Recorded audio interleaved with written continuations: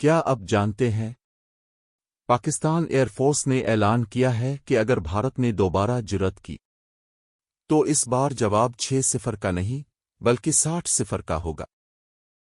دفاع کے موقع پر مزان قائد پر air vice marshal Shahryar Khan نے قوم کو یاد دلایا کہ 1965 میں پاکستان نے بھارت کو ناکوں چنے چبوا دیے تھے۔ آج بھی پاکستان کے پاس وہی جذبہ اور اس سے کہیں زیادہ طاقت موجود ہے۔ پاکستان نے نہ صرف چین کی مدد سے جدید دفاعی سسٹم حاصل کیے ہیں بلکہ خود بھی اپنی ٹیکنالوجی تیار کر رہا ہے۔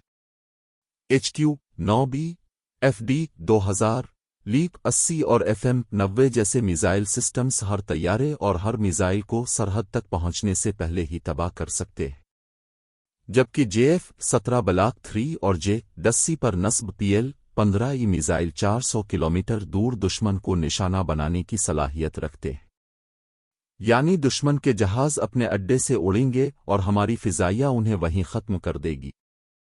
Year vice marshal Shahryar Khan نے کہا کہ بھارت نے 2019 کی شکست کے بعد دوبارہ ہمت نہیں کی، اور اگر اب جرأت کی تو یہ جنگ 6-0 نہیں بلکہ 60-0 ہوگی۔